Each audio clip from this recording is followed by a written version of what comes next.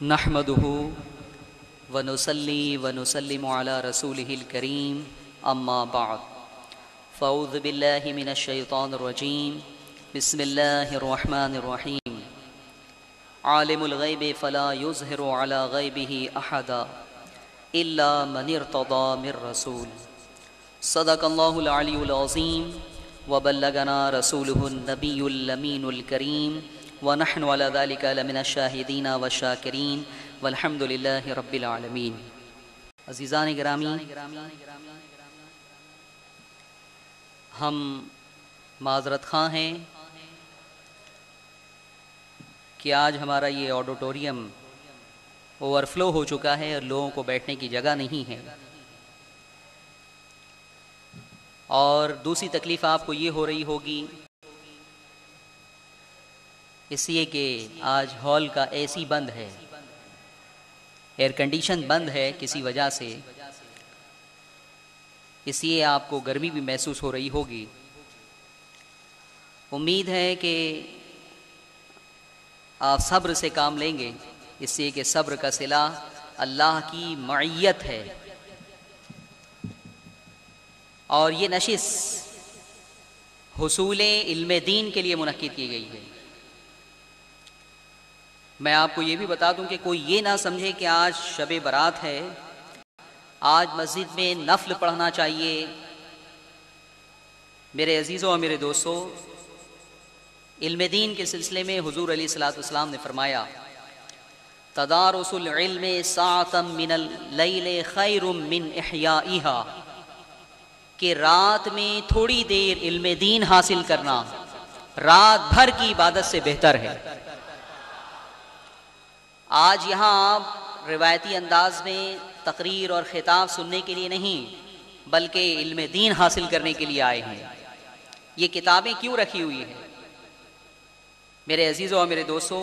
یہ حدیث کی کتابیں ہیں یا حدیث کی شرحوں کی کتابیں ہیں اور یا پھر قرآن عظیم کی تفسیر کی کتابیں ہیں۔ انشاءاللہ العزیز قال اللہ تعالی وقال الرسول، یہی آپ جو ہے وہ پوری تقریر میں سنتے رہیں گے۔ اس لیے میری گزارش ہے کہ آپ اختتام تک صبر و ضبط کے ساتھ تشریف فرما رہے ہیں۔ ہمارے احباب نے ہمیں حکم دیا ہے کہ نعت پاک بھی پڑھ لی جائے، اس لیے کہ بہت مقدس رات ہے۔ آپ بھی نعت پاک سننے کے موڈ میں ہیں، پڑھنے کے بھی موڈ میں ہیں۔ سب لوگ پڑھیں گے ساتھ میں؟ کتنے لوگ پڑھیں گے؟ زور سے کہیے انشاءاللہ، اور زور سے کہیے انشاءاللہ۔ اتنی ہی زور سے آپ کو میرے ساتھ پڑھنا بھی ہے، اور نعت پاک کے اشعار بھی بڑے پیارے ہیں، سننے کے بعد آپ کی روح بھی خوش ہو جائے گی اور ایمان میں تازگی اور بالغی پیدا ہوگی انشاءاللہ العزیز۔ درود پاک پڑھ لیجئے بلند آواز سے۔ اللہم صلی علی سیدنا و مولانا محمد معدن الجود والکرم وعلی آلہ وصحابہ وبارک وسلم صلاۃ و سلام علیک یا رسول اللہ۔ نورانی دربار مدینے والے کا، نورانی دربار مدینے، آپ نے وعدہ کیا ہے بلند آواز سے، نورانی دربار مدینے والے کا، نورانی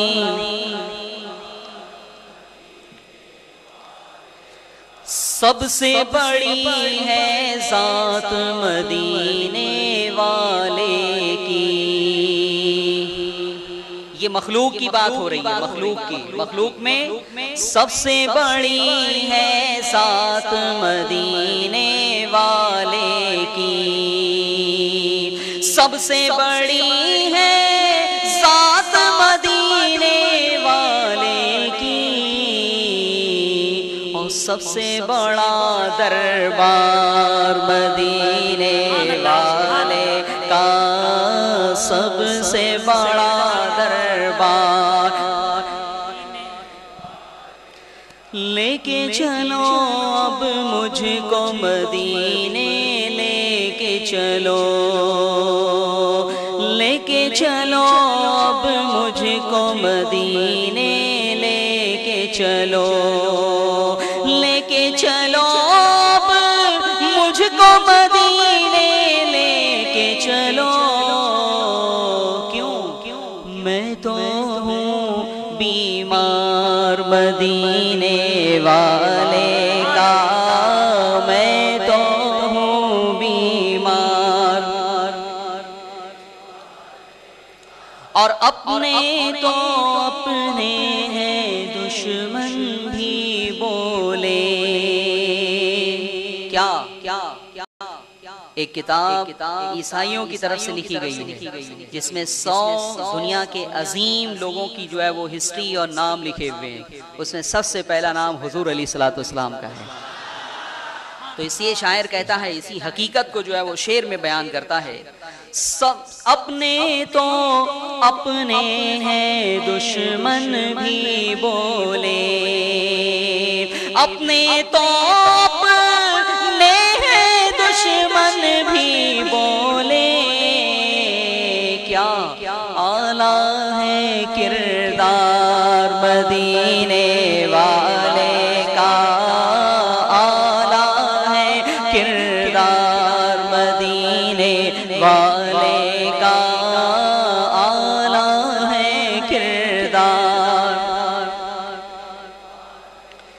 اور اپنا ٹھکانہ دوزخ میں وہ دیکھے گا، کون ہے وہ بدنصیب، اپنا ٹھکانہ دوزخ میں وہ دیکھے گا، اپنا ٹھکانہ دوزخ میں وہ دیکھے گا، کون جس نے کیا انکار مدینے والے کا، جس نے کیا انکار مدینے والے کا، جس نے کیا انکار مدینے والے کا۔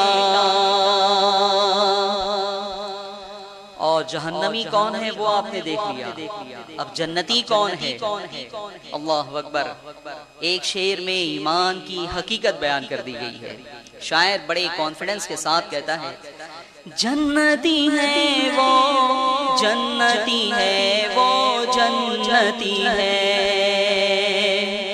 آپ بھی کہیے جنتی ہے وہ جنتی ہے وہ جنتی ہے، جنتی ہے وہ جنتی ہے وہ جنتی ہے، کون جس کے دل میں ہے پیار مدینے والے کا، نعرہ تکبیر، جس کے دل، نعرہ تکبیر، نعرہ رسالت، نعرہ رسالت، جس کے دل میں ہے پیار مدینے والے کا۔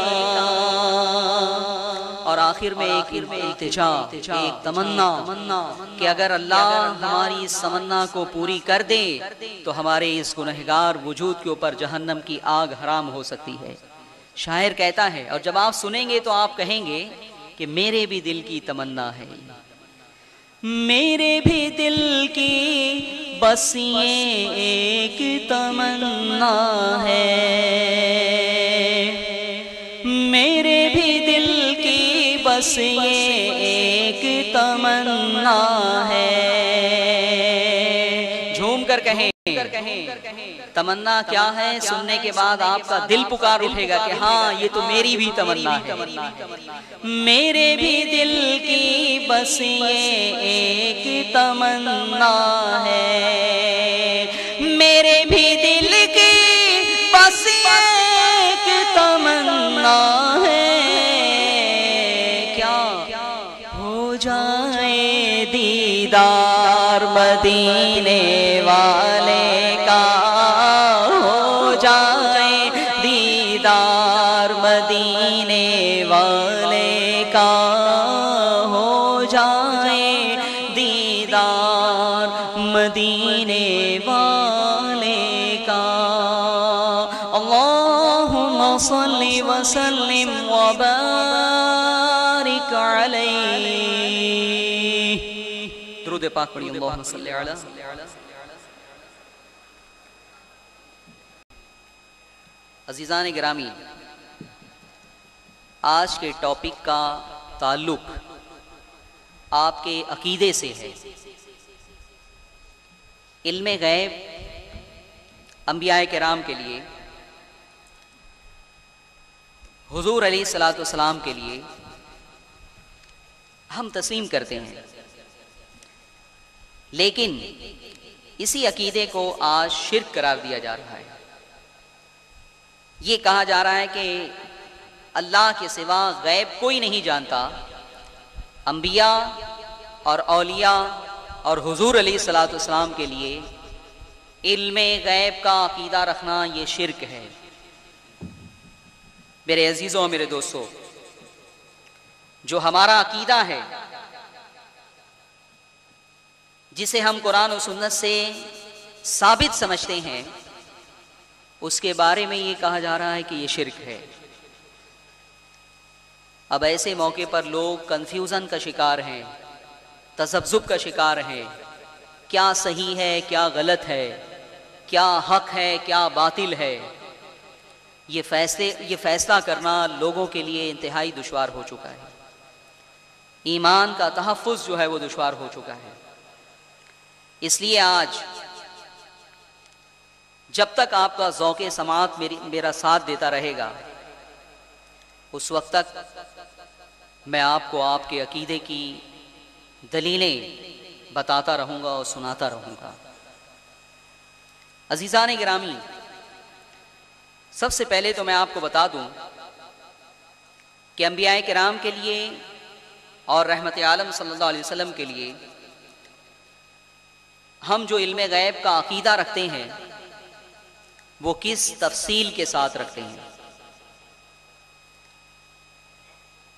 حضور علیہ الصلوۃ والسلام کا علم اللہ کی طرح ذاتی نہیں ہے. اللہ کی طرح بولیے، اللہ کا علم جو ہے وہ ذاتی ہے، اور رحمت عالم صلی اللہ علیہ وسلم کا علم اللہ کا عطا کیا ہوا ہے. اگر اللہ تعالیٰ عطا نہیں فرماتا تو حضور علیہ الصلوۃ والسلام کچھ بھی نہ جانتے. لیکن پروردگار عالم نے اپنے محبوب کو علم غیب عطا فرمایا ہے. اب اس کا ثبوت کیا ہے، اس کی دلیلیں کیا ہیں، وہ آپ سماعت فرماتے رہیں گے. لیکن میں بھی آپ کے سامنے کچھ قاعدے بیان کر رہا ہوں کہ ہمارا عقیدہ الحمدللہ ہرگز شرک نہیں ہے. اللہ کا علم جو ہے وہ ذاتی ہے، اور رحمت عالم صلی اللہ علیہ وسلم کا علم جو ہے وہ عطائی ہے. شرک کا معنی ہوتا ہے برابر کر دینا، کسی کو اللہ کے برابر کر دینا، کسی صفت میں شامل کر کے اس کو اللہ کے برابر کر دینا. اگر کسی کا عقیدہ یہ ہو کہ حضور علیہ الصلوۃ والسلام کا علم بھی ذاتی ہے تو شرک ہو جائے گا. لیکن اگر اللہ کی عطا سے علم غیب جو ہے وہ کوئی تسلیم کرتا ہے انبیاء کرام میں یا حضور رحمت عالم صلی اللہ علیہ وسلم کے لیے، تو یہ شرک نہیں ہوگا. اس لیے کہ ذاتی اور عطائی کبھی برابر نہیں ہو سکتے. اس کے بعد حضور علیہ الصلوۃ والسلام کا علم ازلی نہیں ہے. اللہ کا علم ازلی ہے، ہمیشہ سے ہے، ہمیشہ سے. لیکن رحمت عالم صلی اللہ علیہ وسلم کا علم اللہ کی طرح ہمیشہ سے نہیں ہے. جب پروردگار عالم نے اپنے محبوب کو پیدا کیا، جب پروردگار عالم نے اپنے محبوب کو بنایا، اس وقت جو ہے وہ اللہ تعالیٰ نے جو کچھ عطا فرمایا، حضور اس کے مالک اس وقت سے ہیں. تو یہ دوسرا فرق ہو گیا یا نہیں؟ پہلا فرق ذاتی اور عطائی، بولتے جائیے. پہلا فرق کیا ہے؟ اور دوسرا فرق ہے ازلی اور غیر ازلی. اللہ کا علم ازلی ہے اور حضور کا علم غیر ازلی ہے. اس کے بعد اللہ کا علم غیر مخلوق ہے، کبھی فنا نہیں ہو سکتا، کبھی فنا نہیں ہو سکتا. اور حضور علیہ الصلوۃ والسلام کے لیے ہمارا عقیدہ یہ نہیں ہے کہ اللہ کے علم کی طرح حضور کا بھی علم جو ہے وہ فنا نہیں ہو سکتا، بلکہ رحمت عالم صلی اللہ علیہ وسلم کا علم جو ہے وہ فنا ہو سکتا ہے۔ اللہ کی طرح ہمارا یہ اعتقاد نہیں کہ فنا نہیں ہو سکتا۔ اس کے بعد اللہ کا علم لا محدود ہے، لا متناہی ہے، اس کی کوئی حد نہیں ہے، اس کی کوئی انتہا نہیں ہے، اور کائنات کے ذرے ذرے کا جزوی اور کلی طور پر پروردگار عالم کا علم ہے۔ لیکن رحمت عالم صلی اللہ علیہ وسلم کا علم علماء نے، فقہا نے، مجتہدین نے، محدثین نے اس بات کی صراحت اپنی کتابوں میں کر دی کہ ما کانا وما یکون، جو کچھ ہو چکا ماضی میں، جو کچھ ہو چکا، وما یکون، اور جو کچھ ہونے والا ہے، اس کا علم جو ہے وہ اللہ تبارک و تعالیٰ نے حضور علیہ الصلوۃ والسلام کو عطا فرما دیا۔ تو حضور کے علم کی حد مقرر ہو گئی، وما کانا وما یکون، یہ دو حد ہیں حضور کے علم کی، اور اللہ کے علم کی کوئی حد نہیں ہے، کوئی انتہا نہیں ہے۔ وما کانا سے پہلے بھی اس کا علم ہے، اور وما یکون کے بعد بھی اسے علم ہے۔ اور حضور کے علم کی تخصیص ہے ما کانا وما یکون، جو کچھ ہو چکا اور جو کچھ ہوگا۔ تو میرے عزیزوں اور میرے دوستوں، ہمارا عقیدہ شرک اسی لیے نہیں ہے کہ ہم اللہ کے علم کو ذاتی مانتے ہیں، حضور کے علم کو عطائی مانتے ہیں، اللہ کے علم کو ازلی مانتے ہیں، حضور کے علم کو غیر ازلی مانتے ہیں، اللہ کے علم کو قدیم مانتے ہیں، غیر حادث مانتے ہیں، غیر مخلوق مانتے ہیں، اور حضور کے علم کو جو ہے وہ غیر قدیم مانتے ہیں اور مخلوق مانتے ہیں کہ فنا ہو سکتا ہے۔ اللہ کا علم لا محدود ہے، لا متناہی ہے، اور حضور کا علم اللہ کی عطا سے محدود اور متناہی ہے، اس کی حد ہے۔ اب سوال یہ پیدا ہوتا ہے کہ جو لوگ علم غیب کا انکار کرتے ہیں یا علم غیب کے عقیدے کو معاذ اللہ شرک کے خانے میں رکھتے ہیں، وہ قرآن عظیم کی کچھ آیتیں پڑھتے ہیں، اور ہمارے پاس بھی قرآن عظیم سے دلیل ہے۔ تو اس سلسلے میں جو ڈاؤٹ ہے میں پہلے وہ کلیئر کر دوں کہ قرآن عظیم میں دو قسم کی آیتیں ہیں۔ کتنی قسم کی آیتیں ہیں؟ کچھ آیتوں میں اس بات کا ذکر ہے کہ اللہ کے سوا غیب کوئی نہیں جانتا، اللہ کے سوا غیب کوئی نہیں جانتا، اور کہیں ہے کہ غیب کا جاننے والا اپنے غیب پر کسی کو مسلط نہیں کرتا مگر اپنے پسندیدہ رسولوں کو۔ دونوں قسم کی آیتیں آپ کو ملیں گی۔ کچھ آیتوں سے ایسا اندازہ ہوتا ہے کہ اللہ کے سوا غیب کوئی نہیں جانتا، اور دوسری قسم کی آیتیں جس میں ذکر ہے کہ اللہ تبارک و تعالیٰ جسے چن لیتا ہے اسے غیب عطا فرماتا ہے، جسے منتخب کر لیتا ہے اسے غیب عطا فرماتا ہے، اس کا ذکر ہے۔ تو آیت کے مضمون میں بظاہر ٹکراؤ اور تصادم محسوس ہوتا ہے۔ تو میرے عزیزوں اور میرے دوستوں، جب بھی قرآن عظیم کی آیت میں ٹکراؤ ہو تو ایسا کرنا اپنے آپ کو ہلاک کرنا ہے کہ ایک مضمون کی آیت پر ایمان لے آئیں، اسے مان لیں، اور دوسری آیتوں کو جو ہے وہ انکار کر دیں، یا دوسرے قسم کی آیتوں پر جو ہے وہ ایمان لے آئیں اور پہلی قسم کی جو آیتیں اس کا انکار کر دیں۔ جو قرآن عظیم کے ایک لفظ کا انکار کرے گا، جو قرآن عظیم کے لفظ نہیں حرف کا انکار کرے گا، نہیں جو قرآن عظیم کے حرف نہیں ایک نقطے کا انکار کرے گا، وہ بھی خارج اسلام ہو جائے گا۔ تو دونوں قسم کی آیتیں ہیں۔ ایسی صورت میں، اور یہ معاملہ صرف علم غیب کے سلسلے میں ہی ہے ایسا نہیں ہے، کچھ اور امور ہیں کہ قرآن عظیم کی آیتیں بظاہر متضاد محسوس ہوتی ہیں، اور کبھی یہ ہوتا ہے کہ قرآن عظیم میں ایک بات بیان کی گئی ہے لیکن حدیث میں اس کے برعکس ہمیں کچھ نظر آتا ہے۔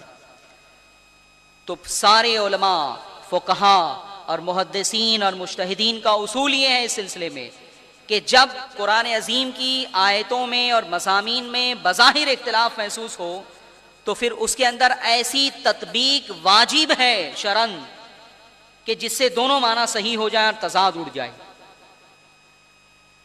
اور علم غیب سے پہلے میں آپ کو جو ہے وہ بتاؤں کہ قرآن عظیم میں حضرت عیسیٰ کا ذکر ہے.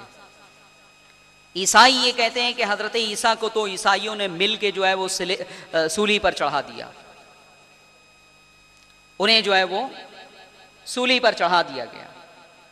لیکن قرآن عظیم اس بات کا انکار کرتا ہے، حدیث میں اس بات کا انکار کیا گیا ہے. اسلامی نقطۂ نظر سے حضرت عیسیٰ نہ قتل کیے گئے نہ سلیب پر چڑھائے گئے، بلکہ حضرت عیسیٰ جو ہے وہ پروردگار عالم نے انہیں آسمان کی بلندیوں پر اٹھا لیا. لیکن عیسائیوں کا عقیدہ یہی ہے کہ نہیں، وہ مر گئے، انتقال ہو گیا، ان کا وفات پا گئے، وہ ہم نے انہیں جو ہے وہ سولی پر چڑھا دیا، صلیب پہ چڑھا دیا. میرے عزیزوں اور میرے دوستوں، قرآن عظیم اس عقیدے کی تردید کرتے ہوئے عیسائیوں کے سورہ نساء میں پروردگار عالم فرماتا ہے وما قتلوہ وما صلبوہ ولکن شبہ لہم، کہ نہ انہوں نے قتل کیا انہیں، نہ انہوں نے سولی پہ چڑھایا انہوں نے، ولکن شبہ لہم، بلکہ انہی کے جیسا ایک بنا دیا گیا تھا. جب حضرت عیسیٰ کو سولی پر چڑھانے کا ارادہ کیا اور جس جگہ پہ جو ہے وہ سولی دینی تھی وہاں جب لائے حضرت عیسیٰ کو، تو پروردگار عالم نے حضرت عیسیٰ کو آسمان پہ اٹھا لیا اور انہی میں کے ایک شخص کو حضرت عیسیٰ کی طرح بنا دیا. تو عیسائی یہ سمجھے کہ ہم نے جو ہے وہ عیسیٰ کو جو ہے وہ سولی دے دی.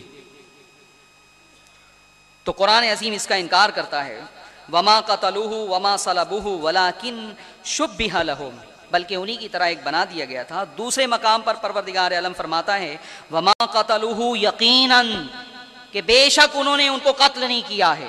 پھر کیا ہوا؟ بلکہ کیا ہوا؟ بل رفعہ اللہ الیہ، اللہ نے اپنی طرف انہیں اٹھا لیا. بل رفعہ اللہ الیہ، اللہ نے انہیں اپنی طرف اٹھا لیا. یہ 3 آیتیں میں نے آپ کے سامنے کوٹ کی ہیں کہ حضرت عیسیٰ نہ صلیب پہ چڑھائے گئے اور نہ سولی دیے گئے، بلکہ اللہ تعالیٰ نے انہیں اٹھا لیا. لیکن قرآن عظیم میں سورہ مائدہ میں حضرت عیسیٰ کا پھر تذکرہ ہے. پروردگار عالم نے فرمایا کہ اے عیسیٰ، تو نے اپنی امت کو کیا حکم دیا؟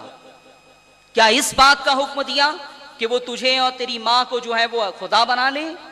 حضرت عیسیٰ نے کہا کہ اللہ نہیں، میں اس بات کا حکم کیسے دے سکتا ہوں جس بات کا حکم تو نے مجھے نہیں دیا، بلکہ میں نے اپنی قوم کو وہی بتایا جو تو نے مجھ پر وحی کی کہ اللہ کی عبادت کرو جو میرا اور تمہارا رب ہے. پھر حضرت عیسیٰ فرماتے ہیں فلما توفیتنی کنت انت الرقیب علیہم، پھر حضرت عیسیٰ فرماتے ہیں کہ جب تو نے مجھے موت دے دی، فلما توفیتنی کنت انت الرقیب علیہم، پھر اس کے بعد انہوں نے کیا کیا اس بات پر تو ہی گواہ، تو ہی شہید ہے، تو ہی جاننے والا ہے. اب یہاں پہ جو ہے وہ توفیتنی کا لفظ ہے. توفا موت کے معنی میں آتا ہے، موت دینے کے معنی میں. تو یہاں جو ہے یہ لفظ استعمال کیا گیا. قرآن کی اس آیت سے کوئی یہ کہہ سکتا ہے کہ عیسائیوں کا عقیدہ صحیح ہے اس لیے کہ قرآن میں جو ہے وہ ذکر ہے توفیتنی، جب تو نے مجھے موت دے دی.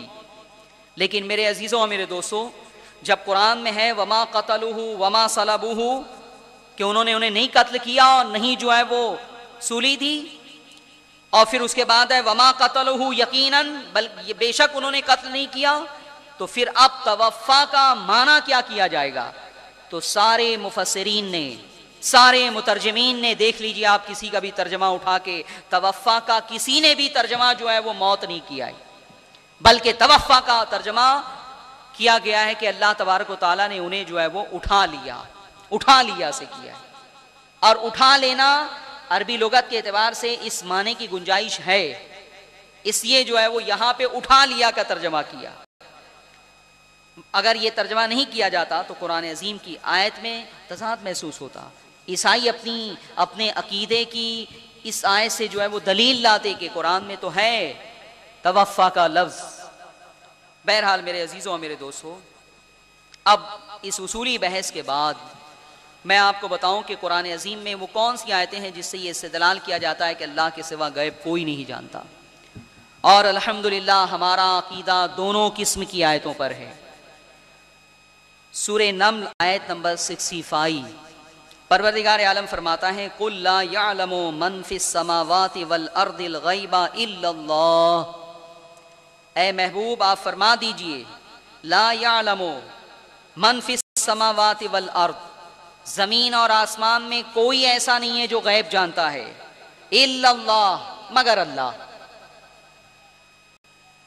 یہاں علم غیب جاننے کی نفی کی گئی ہے کہ اللہ کے سوا غیب زمین میں آسمان میں جاننے والا کوئی ہے ہی نہیں. اس کے بعد قرآن عظیم سورہ انعام آیت نمبر 59 پروردگار عالم فرماتا ہے وَعِندَهُ مَفَاتِحُ الْغَيْبِ لَا يَعْلَمُهَا إِلَّا هُوَ، اور اسی کے پاس غیب کے خزانوں کی کنجیاں ہے، لا يعلمها، اور کوئی نہیں جانتا ہے، الا هو، مگر وہ. صرف غیب اللہ جانتا ہے. اس کے بعد اور بھی جو ہے وہ مختلف آیتیں ہیں جس میں اس بات کا ذکر ہے کہ اللہ کے سوا کوئی غیب نہیں جانتا. سورہ لقمان میں 5 چیزوں کی تخصیص کی گئی کہ ان 5 چیزوں کا علم کسی کو نہیں ہے.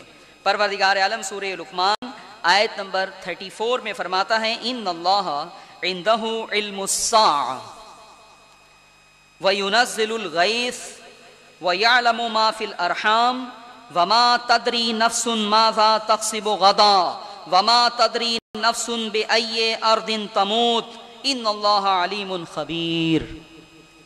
5 چیزوں کا ذکر ہے. ان اللہ عنده علم الساعة، بے شک اللہ ہی کے پاس ہے قیامت کا علم، کب آئے گی وہ. پھر اس کے بعد وَيُنَزِّلُ الْغَيْث، بارش اتارتا ہے، تو بارش کب ہوگی اس کا علم بھی پروردگار عالم ہی کو ہے. وَيَعْلَمُ مَا فِي الْأَرْحَامِ، ماں کے پیٹ میں کیا ہے، لڑکا ہے یا لڑکی، اللہ کے سوا کوئی نہیں جانتا. تیسری بات. چوتھی بات وَمَا تَدْرِي نَفْسٌ مَاذَا تَكْسِبُ غَدًا، اور کوئی جان یہ نہیں جانتی کہ کل کیا کمائے گی. اور 5ویں بات وَمَا تَدْرِي نَفْسٌ بِأَيِّ أَرْضٍ تَمُوتُ، اور کوئی جان یہ نہیں جانتی کہ وہ کہاں مرے گی. تو قیامت کب آئے گی، بارش کب ہوگی، ماں کے پیٹ میں کیا ہے، کل کوئی کیا کمائے گا، اور 5واں کوئی کہاں مرے گا. یہ 5 چیزیں اللہ کے سوا کوئی نہیں جانتا. تو یہ آیتیں ہیں جو میں نے کوٹ کی. اس میں اللہ تبارک و تعالیٰ ہی کے لیے علم غیب کا ذکر ہے، اور باقی جو ہے وہ. اب قرآن میں دوسری قسم کی آیتیں. پروردگار عالم سورہ آل عمران آیت نمبر 179 میں فرماتا ہے وَمَا كَانَ اللَّهُ لِيُطْلِعَكُمْ عَلَى الْغَيْبِ وَلَكِنَّ اللَّهَ يَجْتَبِي مِن رُّسُلِهِ مَن يَشَاءُ. پروردگار عالم فرماتا ہے کہ اللہ غیب پر تم کو مسلط نہیں کرتا، تمہیں مطلع نہیں کرتا، غیب پر تمہیں مسلط نہیں کرتا، غیب کی اطلاع تم کو نہیں دیتا. پھر اس کے بعد تخصیص کر دی گئی کہ یہ سب کے لیے نہیں ہے، کچھ لوگ اس سے مستثنا ہیں. وہ کون لوگ ہیں؟ قرآن فرماتا ہے وَلَكِنَّ اللَّهَ يَجْتَبِي مِن رُّسُلِهِ مَن يَشَاءُ، لیکن اللہ جسے چاہتا ہے چن لیتا ہے اور پھر اسے غیب عطا فرماتا ہے. اب یہاں پہ جو ہے وہ اس آیت سے یہ ثابت ہوتا ہے کہ اللہ تعالیٰ جسے چن لیتا ہے رسولوں میں سے اسے غیب عطا فرماتا ہے. لیکن پہلی قسم کی جو آیتیں تھی اس میں صرف یہ تھا کہ اللہ کے سوا کوئی غیب نہیں جانتا. اس کے بعد سورہ جن میں ہے پروردگار عالم فرماتا ہے عالم الغیب فلا یظہر علی غیبہ احدا الا من ارتضی من رسول، کہ غیب کا جاننے والا اپنے غیب پر کسی کو مسلط نہیں کرتا، الا من ارتضی من رسول، مگر رسول میں سے جسے چن لیتا ہے. پروردگار عالم نے صاف طور پہ فرما دیا کہ اللہ تعالیٰ کسی کو غیب عطا نہیں فرماتا، کسی کو غیب پر مسلط نہیں کرتا، لیکن رسولوں میں سے جسے چن لیتا ہے، رسولوں میں سے جس کا انتخاب کر لیتا ہے، رسولوں میں سے جسے چوائس کر لیتا ہے، پھر اسے غیب عطا فرما دیتا ہے. اس سے ثابت ہوا کہ رسولوں کو غیب اللہ نے عطا فرمایا ہے. اب تیسری آیت، اس کے بعد میں وضاحت کروں گا. سورہ تکویر آیت نمبر 24، پروردگار عالم فرماتا ہے وما ہوا علی الغیب بضنین، اور وہ نہیں ہے غیب بتانے میں بخیل. غیب بتانے میں بخیل نہیں ہے.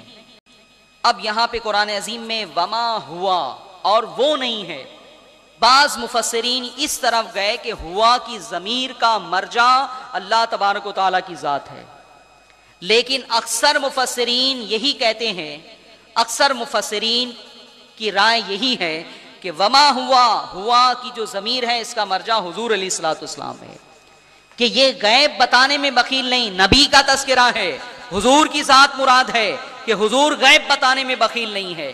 تو میرے عزیزوں اور میرے دوستوں، اس سے یہ ثابت ہوا ان تینوں آیتوں سے کہ اللہ تبارک و تعالیٰ اپنے پسندیدہ رسولوں کو غیب کا علم عطا فرماتا ہے.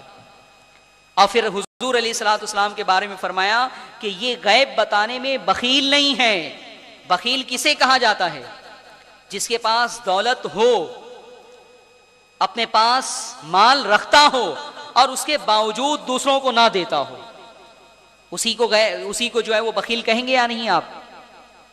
ایک شخص کے پاس کچھ ہے ہی نہیں کسی کو دینے کے لیے، وہ خود کلاش ہو اور اپنی غریبی اور اپنے افلاس کی بنیاد پر کسی کو کچھ نہیں دیتا ہے، تو اس کے اوپر یہ الزام کبھی نہیں لگایا جائے گا کہ یہ بخیل ہے، یہ کنجوس ہے، نہیں. لیکن جس کے پاس ہو، دولت بھی ہو، اللہ کا دیا ہوا مال بھی ہو، اور اس کے باوجود انفاق فی سبیل اللہ کی راہ میں خرچ نہ کرتا ہو وہ، تو پھر ایسے شخص کو کہا جائے گا کہ یہ بخیل ہے. تو مفسرین نے اس کی تفسیر میں یہی فرمایا ہے کہ حضور علیہ الصلوۃ والسلام کو اللہ تبارک و تعالیٰ نے غیب عطا بھی فرمایا، اور لوگوں کو بتانے میں پھر اس کے بعد حضور علیہ الصلوۃ والسلام بخیل بھی نہیں ہے. غیب کی باتوں کا خزانہ بھی ہے سرکار کے پاس، اور بتانے میں جو ہے وہ بخیل بھی نہیں ہے. میرے عزیزوں اور میرے دوستوں، مفسرین نے کیا فرمایا؟ سارے مفسرین نے ان دونوں قسم کی آیتوں کے بارے میں فرمایا کہ جن آیتوں میں اس بات کا ذکر ہے کہ اللہ کے سوا غیب کوئی نہیں جانتا، تو ذاتی طور پر اللہ کے سوا غیب کوئی نہیں جانتا. پرسنل طور پر، ذاتی طور پر اللہ کے سوا غیب کوئی نہیں جانتا. لیکن جن آیتوں میں تذکرہ ہے کہ اللہ تعالیٰ چن لیتا ہے رسولوں میں، چن لیتا ہے نبیوں میں، اور اس کے بعد جو ہے وہ انہیں غیب پر مطلع فرماتا ہے، تو جہاں پہ نبیوں کے علم غیب کا تذکرہ ہے، اس سے یہ مراد ہے کہ ذاتی طور پر تو نہیں، لیکن عطائی طور پر انبیاء کرام جو ہے وہ علم غیب جانتے ہیں. مفسرین نے اس کی یہی تفصیل کی ہے، اور فرمایا کہ ان دو قسم کی آیتوں میں کوئی تضاد نہیں ہے. جہاں انکار ہے کہ اللہ کے سوا کوئی غیب نہیں جانتا، تو وہاں ذاتی طور پر کوئی نہیں ہے، انبیاء، اولیاء، صالحین، شہداء میں کوئی نہیں ہے جو غیب جانتا ہو، صرف اللہ کی شان ہے ذاتی طور پر غیب جاننے کی. لیکن عطائی طور پر چن لینے کے بعد، انتخاب کر لینے کے بعد، بے شمار نبیوں کو اللہ تبارک و تعالیٰ نے انتخاب بھی کیا، اور پھر اس کے بعد جو ہے وہ غیب کا علم بھی انہیں عطا فرمایا. اب مفسرین کی یہ رائے ہے، مفسرین نے تفسیر کی ہے یہ، اور یہ رائے ان کی اپنی ذاتی نہیں ہے بلکہ قرآن اور حدیث کی بنیاد پر ہے. لیکن دونوں قسم کی آیتوں میں جو تضاد محسوس ہوتا تھا اس کا جواب میں نے آپ کے سامنے پیش کر دیا. اب اس کے بعد حضرت عیسیٰ کے بارے میں صاف طور پر حضرت عیسیٰ کے بارے میں جو ہے وہ قرآن عظیم فرماتا ہے. سورہ آل عمران آیت نمبر 49 فرماتا ہے وَأُنَبِّئُكُمْ بِمَا تَأْكُلُونَ وَمَا تَدَّخِرُونَ فِي بُيُوتِكُمْ. حضرت عیسیٰ یہ دعویٰ فرما رہے ہیں وَأُنَبِّئُكُمْ، اور میں تمہیں متنبہ کرتا ہوں کس بات پر؟ بِمَا تَأْكُلُونَ، جو کچھ تم کھا کے آتے ہو، وَمَا تَدَّخِرُونَ فِي بُيُوتِكُمْ، اور جو کچھ تم اپنے گھروں میں جمع کرتے ہو. حضرت عیسیٰ نے کئی باتوں کا دعویٰ کیا، وَأُبْرِئُ الْأَكْمَحَ وَالْأَبْرَصَ وَأُحْيِي الْمَوْتَى بِإِذْنِ اللَّهِ کہ میں کوڑیوں کو اچھا کرتا ہوں، میں اندھوں کو بینا کرتا ہوں، میں مردوں کو زندہ کرتا ہوں. اور اسی کے بعد علم غیب کا بھی دعویٰ کیا.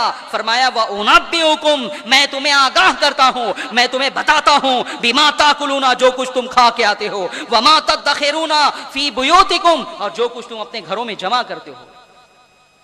اب صاف طور پر اس آیت مبارکہ سے یہ ثابت ہو گیا کہ اللہ کے نبی حضرت عیسیٰ غیب جانتے تھے، غیب کا علم اللہ نے انہیں عطا فرمایا ہے. اور مفسرین نے اس آیت کی تفصیل میں لکھا ہے، امام خازن نے، ابھی وقت کم ہے ورنہ میں امام خازن کی عبارت آپ کو بتاتا. امام خازن نے تفسیر قرطبی میں، امام قرطبی نے، دیگر مفسرین نے اس آیت کی تفسیر میں لکھا ہے کہ حضرت عیسیٰ کا حال یہ تھا کہ جو شخص ان کے پاس آتا آپ اسے بتا دیتے تھے کہ آج تو یہ کھا کے آیا ہے، اور یہ بھی بتا دیتے تھے کہ تم نے اپنے گوڈاؤن میں یہ مال جمع کیا ہے، تم نے اپنے گھر میں اس مال کا ذخیرہ کیا ہے. جو کچھ لوگ اپنے گھروں میں جمع کرتے تھے سب کی تفصیل جو ہے وہ حضرت عیسیٰ بتا دیا کرتے تھے. اور بچے حضرت عیسیٰ کے پاس آتے تو حضرت عیسیٰ ان کو بتاتے کہ تمہاری ممی نے فلاں چیز فلاں جگہ چھپا کے رکھی ہے. اب بچے جو ہے وہ جاتے اور پریشان کرتے کہ ممی وہ فلاں جگہ جو چیز تم نے رکھی ہے وہ ہمیں دے دو. تو ماں باپ پریشان ہوتے کہ بچے کو اس بات کا علم کیسے ہوا کہ ہم نے فلاں چیز فلاں جگہ چھپا کے رکھی ہے. تو پھر بچے کہتے کہ ہم حضرت عیسیٰ کے پاس گئے تھے، انہوں نے ہمیں بتایا. تو پھر وہ اپنے بچوں کو تنبیہ کرتے کہ عیسیٰ کے پاس مت جایا کرو، وہ جادوگر ہیں، مت جایا کرو، وہ جادوگر ہیں. اور علم غیب کو وہ جادو پر محمول کر رہے تھے. میرے عزیزوں اور میرے دوستوں، ایک مرتبہ مفسرین نے لکھا ہے کہ حضرت عیسیٰ نے ان بچوں کو جو ہے ان کی ماں باپ نے جو ہے وہ چھپا دیا کہ حضرت عیسیٰ کے پاس نہ جائیں. ایک کمرے میں کچھ بچوں کو جو ہے وہ ڈال دیا. حضرت عیسیٰ نے پوچھا کہ کہاں ہیں وہ بچے، تو انہوں نے کہا کہ ہمیں نہیں معلوم. فرمایا کہ وہ جو گھر میں ہے وہ کون ہے؟ حضرت عیسیٰ سے تو کچھ چھپا تھا ہی نہیں. انہوں نے کہا اس کے اندر خنزیر ہیں. آپ نے فرمایا کہ خنزیر ہی ہوں گے. مفسرین نے بالاتفاق لکھا ہے کہ جیسی حضرت عیسیٰ نے کہا سارے بچے جو ہے وہ خنزیر بنا دیے گئے، اس لیے کہ نبی کے ساتھ ٹھٹھا کیا جا رہا تھا، نبی کے ساتھ مذاق کیا جا رہا تھا اور وہ چھپانے کی کوشش کر رہے تھے. انہیں نہیں معلوم کہ جو اللہ کا نبی ہوتا ہے اس کی نگاہوں میں اللہ پروردگار عالم وہ طاقت اور وہ قوت دیتا ہے کہ وہ بہت ساری دیواروں کے پرے بھی جو ہے وہ دیکھ سکتا ہے. اس کے بعد علم غیب کا ثبوت ایک اور آیت مبارکہ سے سورہ نمل میں پوری تفصیل بیان کی گئی ہے. حضرت سلیمان علی نبینا علیہ الصلوۃ والسلام کے پاس جب یہ میسج آ گیا کہ ملک سبا کی ملکہ بلقیس ایمان لانے کے لیے حضرت سلیمان علیہ نبینا علیہ الصلوۃ والسلام کے ہاتھ میں ہاتھ دے کر اسلام قبول کرنے کے لیے تیار ہے، تو وہ چل پڑی سبا سے. اور حضرت سلیمان تھے فلسطین میں. 900 مائل کا جو ہے وہ 900 مائل کی مسافت ہے، ڈسٹینس ہے. لیکن اس وقت حضرت سلیمان نے کہا اپنے درباریوں سے، ان کے دربار میں جن بھی تھے، انسان بھی تھے، چرند بھی تھے، پرند بھی تھے، سب پر حضرت سلیمان کی جو ہے وہ حکومت تھی. حضرت سلیمان نے جو ہے وہ کہا کون ہے تم میں جو بلقیس کے تخت کو اس کے آنے سے پہلے جو ہے وہ میری بارگاہ میں حاضر کر دے. قرآن بیان کرتا ہے کہ ایک جن کھڑا ہوا اور اس نے کہا کہ میں حاضر کر دوں گا. حضرت سلیمان نے کہا کتنی دیر میں؟ اس نے کہا کہ اس دربار کے برخاست ہونے سے پہلے. حضرت سلیمان کا دربار صبح کی نماز کے بعد لگتا ہوں ظہر تک جو ہے وہ چلتا تھا. تو اتنا وقت وہ مانگ رہا تھا جن کہ میں حاضر کر دوں گا، میں لے آؤں گا. لیکن پھر کیا ہوا؟ اللہ اکبر، پھر ایک اللہ کے ولی کھڑے ہوئے، حضرت سلیمان کے صحابی کھڑے ہوئے، حضرت سلیمان کے امتی کھڑے ہوئے. وہ کہتے ہیں قرآن فرماتا ہے قال الذی عندہ علم من الکتاب، ایک شخص جو ہے وہ کہنے لگا کہ جس کے پاس کتاب کا علم تھا. مفسرین نے جو ہے وہ اس کی تفسیر میں فرمایا کہ اسم اعظم معلوم تھا انہیں، وہ اسم اعظم کے عامل تھے، اسم اعظم جانتے تھے. وہ کھڑے ہوئے اور انہوں نے کہا قال الذی عندہ علم من الکتاب، اس نے کہا جس کے پاس جو ہے وہ کتاب کا علم تھا، انا آتیک بہ قبل ان یرتد الیک طرفک فلما رآہ مستقرا عندہ قال ھذا من فضل ربی، اور اس نے کہا کہ میں تمہاری پلک جھپکنے سے پہلے بلقیس کے اس تخت کو تمہاری خدمت میں حاضر کر دوں گا. بس حضرت سلیمان کی پلک جھپکی اور وہ تخت وہاں پر حاضر کر دیا گیا. حضرت سلیمان نے جب اسے دیکھا تو کہا ھذا من فضل ربی، یہ میرے رب کے فضل سے ہے. نعرہ تکبیر، نعرہ رسالت، نعرہ رسالت، مجاہد سنیت، علم غیب کانفرنس، نعرہ تکبیر، نعرہ رسالت. سوال یہ پیدا ہوتا ہے کہ یہاں دو چیزیں ہیں. اس تخت کو لانے کے لیے دو قسم کی طاقت ضروری تھی. پہلی طاقت تو اسے اٹھا کے لانا، اس لیے کہ وہ 900 مائل کے ڈسٹینس پر ایک دوسری کنٹری میں تخت تھا، اور تخت بھی بہت بڑا تخت تھا وہ، اور ساتھ ہی 7 مکفل گھروں میں بند کر کے رکھا تھا بلقیس نے اسے. ہو سکتا ہے کہ آصف بن برخیا، مفسرین نے جو ہے وہ ان کے صحابی کا نام لکھا ہے کہ وہ آصف بن برخیا تھے، جنہوں نے یہ کہا تھا کہ میں لا دوں گا. اور جن تو وقت مانگ رہا تھا دربار برخاست ہونے سے پہلے تک، 5-7 گھنٹے تو ہو جاتے فجر اور ظہر کے درمیان، لیکن اللہ کے ولی نے کہا کہ میں پلک جھپکنے سے پہلے حاضر کر دوں گا. تو ایک تو ان کے پاس اسے لانے کی، اسے کھینچ لینے کی طاقت تھی. دوسری بات، ایک ایسا ملک جہاں وہ کبھی نہیں گئے ہیں اور بلقیس کے دربار میں نہیں گئے ہیں، اور وہ اس تخت کو جو ہے جہاں رکھا گیا ہے چھپا کے، اسے اس کا علم نہیں ہے.